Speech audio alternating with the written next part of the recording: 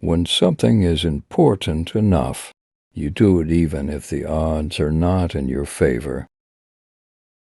Some people don't like change, but you need to embrace change if the alternative is disaster.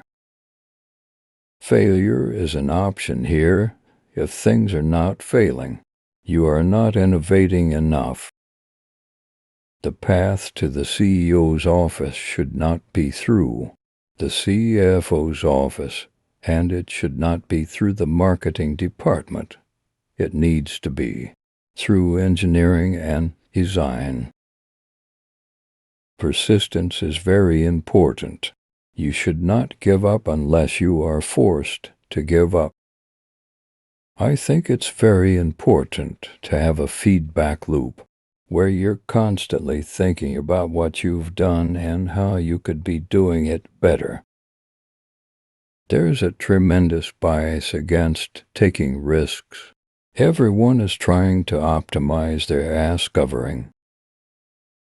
It's okay to have your eggs in one basket as long as you control what happens to that basket.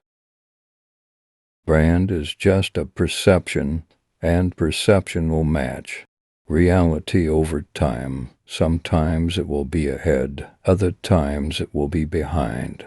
But brand is simply a collective impression some have about a product. I don't think it's a good idea to plan to sell a company. People work better when they know what the goal is and why. It is important that people look forward to coming to work in the morning and enjoy working. If you're co-founder or CEO, you have to do all kinds of tasks you might not want to do. If you don't do your chores, the company won't succeed. No task is too menial. I say something, and then it usually happens. Maybe not on schedule, but it usually happens. I don't spend my time pontificating about high-concept things. I spend my time solving engineering and manufacturing problems.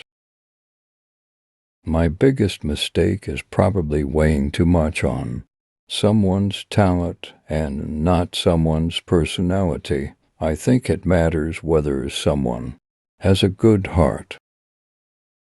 I don't create companies for the sake of creating companies, but to get things done. Starting and growing a business is as much about the innovation, drive, and determination of the people behind it as the product they sell. The first step is to establish that something is possible. Then probability will occur. I've actually not read any books on time management. If you get up in the morning and think the future is going to be better, it is a bright day. Otherwise, it's not. What makes innovative thinking happen? I think it's really a mindset you have to decide. People should pursue what they're passionate about. That will make them happier than pretty much anything else. Being an entrepreneur is like eating glass and staring into the abyss of death. I wouldn't say I have a lack of fear. In fact, I'd like my fear emotion to be less because it's very distracting and fries my nervous system. If you're trying to create a company, it's like baking a cake.